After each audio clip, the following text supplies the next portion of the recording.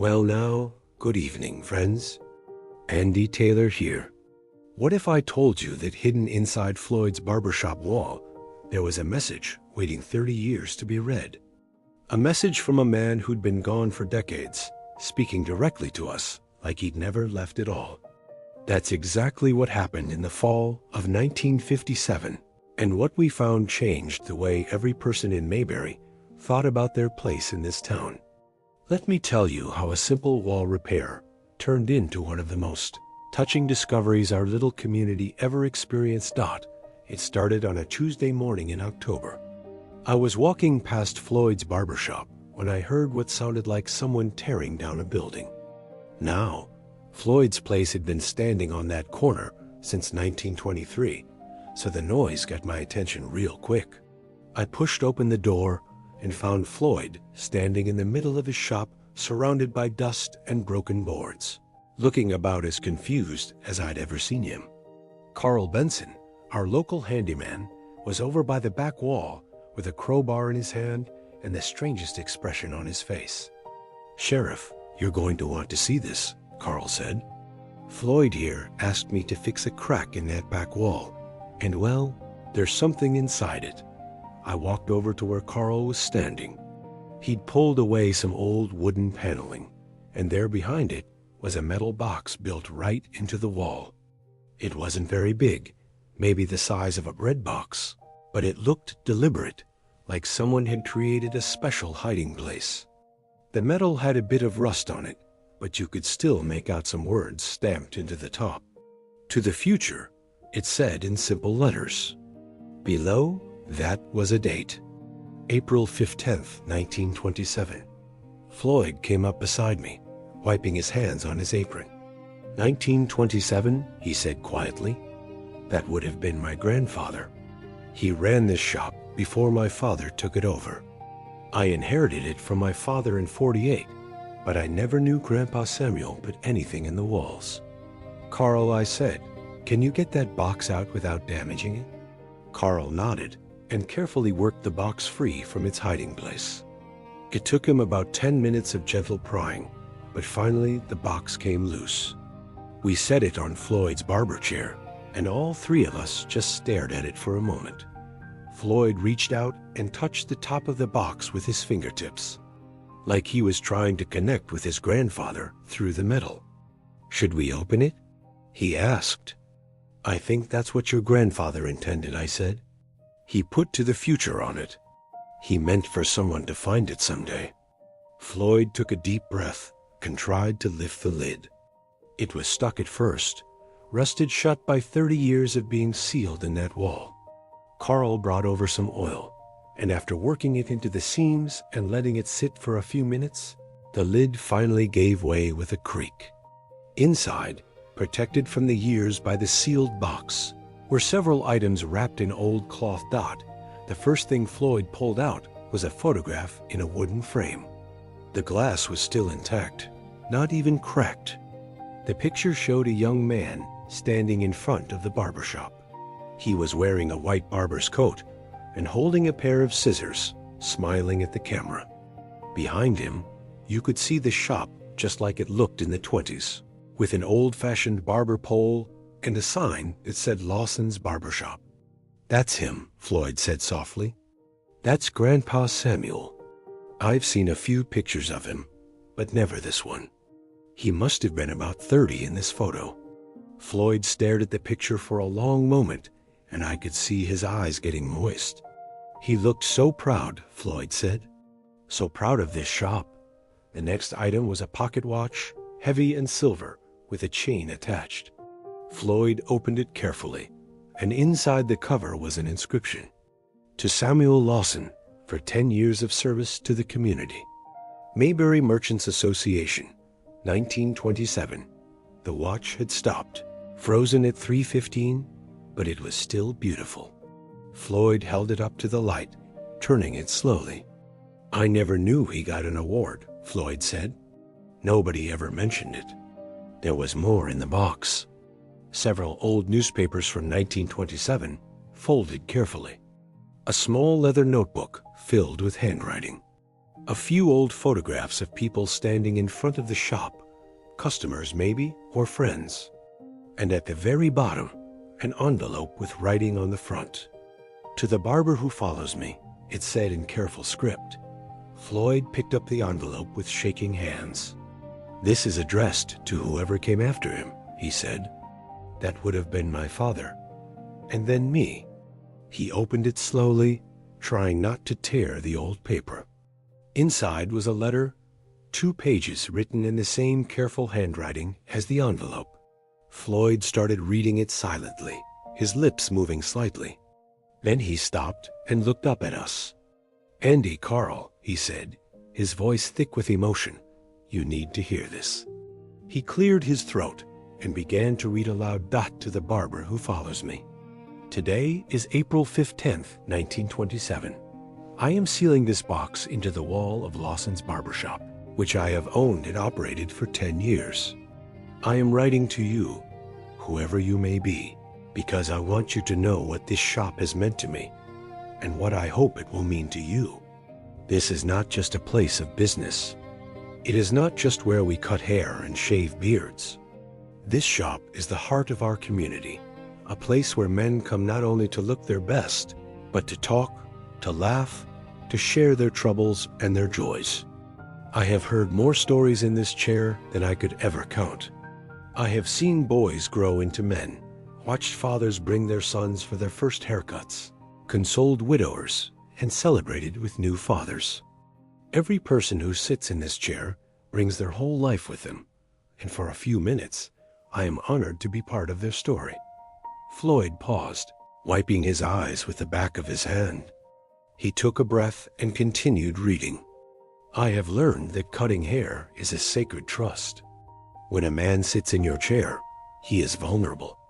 He trusts you with how he will present himself to the world. But more than that, he trusts you with his words, his worries, his hopes. The talk that happens in a barbershop is honest talk, real talk. Men say things here they might not say anywhere else.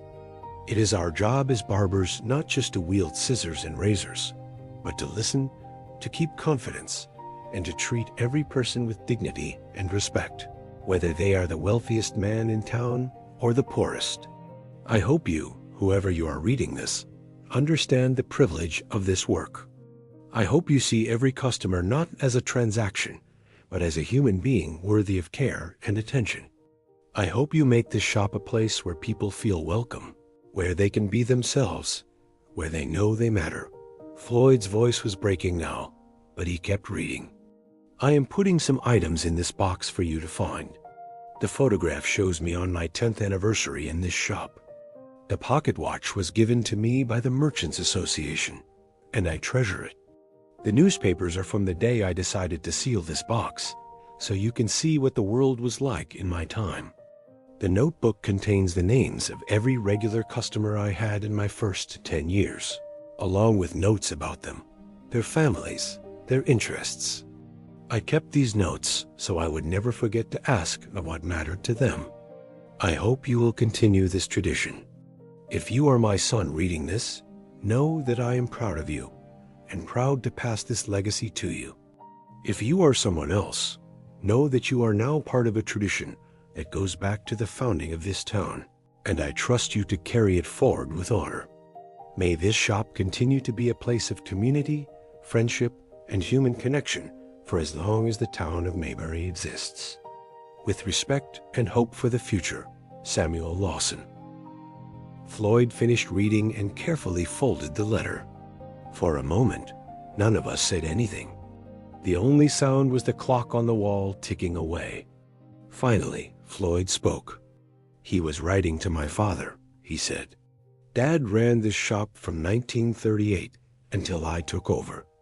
But Dad passed in 1950, and I never found this box until now. Grandpa Samuel sealed it in 27, and it's been waiting 30 years for someone to read it. Your grandfather knew what he was doing, I said. He knew that someday someone would need to hear these words. And now you have. Over the next few days, word spread through Mayberry about what we'd found in Floyd's wall. people started stopping by the barbershop to see the items from the time capsule. Floyd set up a little display in the front window with the photograph, the pocket watch, the newspapers, and the letter. He made a copy of the letter and put it in a frame on the wall so everyone could read it. The response from the town was something special. Men who'd been getting their hair cut at Floyd's for years came by to read that letter, and more than a few of them got a little misty-eyed. They'd never thought about it quite the way Samuel Lawson had written it, but once they read his words, they understood. The barbershop wasn't just a place to get a haircut. It was a gathering place, a sanctuary, a spot where the community came together. Floyd started doing something after that discovery.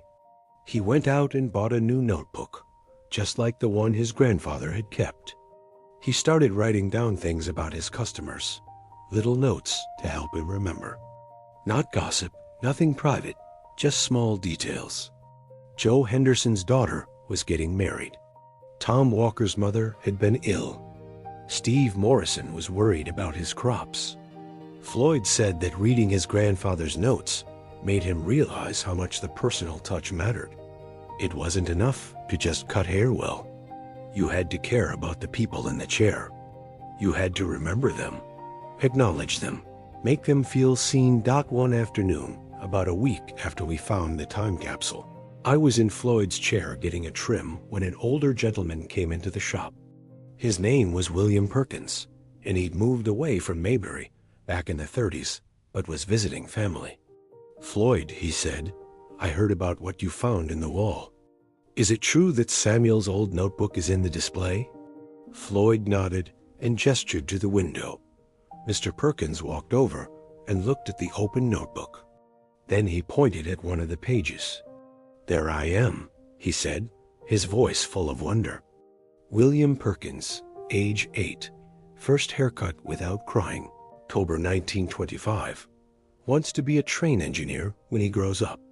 "I did want to be a train engineer," Mr. Perkins said, laughing. "I'd completely forgotten that." Samuel Lawson remembered it, though. He wrote it down. That moment right there showed me the power of what Samuel Lawson had done. By keeping those notes, by paying attention to people's lives, he'd created a record of the community. He'd shown that every person mattered, that every conversation had value. And now, 30 years later, those small acts of attention were bringing joy to someone who'd been a child when they were written. Floyd finished my haircut, and as I was paying, I said to him, "Your grandfather would be proud of you, Floyd. You've carried on what he started here." Floyd smiled, but there was something humble in it. "I hope so, Andy," he said. Reading that letter made me realize I've been taking this place for granted. I've been going through the motions sometimes, just cutting hair, because it's what I do. But it's more than that. Every person who comes through that door is trusting me with something. I need to honor that dot from that day forward. Floyd's barbershop felt different. It had always been a friendly place, but now there was an intentionality to it, a sense of purpose. Floyd made sure to ask people about their lives, to remember details, to make everyone feel like they mattered. And people responded. The shop became even more of a gathering place. Men would come in not just for haircuts, but to sit and talk, to be part of the community that Samuel Lawson had envisioned all those years ago. The time capsule had reminded us all that we're part of a story bigger than ourselves. The things we do today echo into the future in ways we might never see. Samuel Lawson sealed a box into a wall in 1927, never knowing when or if it would be found. But he trusted that his words would reach someone who needed to hear them. And they did. I've thought a lot about that letter over the years. About the idea that our work, whatever it is more than just the task at hand. It's about how we treat people, how we make them feel, how we honor the trust they place in us. Samuel Lawson understood that cutting hair was just the surface. The real work was building relationships, creating community, making people feel valued. That's a lesson that applies to sheriffing to parenting, to any work where you interact with people. It's not just about getting the job done. It's about doing it with care, with attention, with respect for the humanity of everyone involved. Floyd kept that time capsule on display for years. Eventually, he donated some of the items to the Mayberry Historical Society so future generations could see them. But he kept the letter. He framed it and hung it behind his chair where he could see it every day. Sometimes I'd catch him reading it between customers, reminding himself of what his grandfather had written. "You're part of a tradition," that letter said. "You matter to these people. Treat them accordingly." There's something powerful about receiving a message from the past. It reminds us that we're connected to people we never met, that the things they valued and worked for are now in our hands to continue or abandon. Samuel Lawson's time capsule was his way of reaching across the years to remind whoever came after him what the barbershop was really about. And Floyd heard that message loud and clear. He took it to heart and became an even better barber, an even better member of the community because of it. I wonder sometimes what we're leaving behind for the people who come after us. Are we living in a way that will encourage them, inspire them, guide them?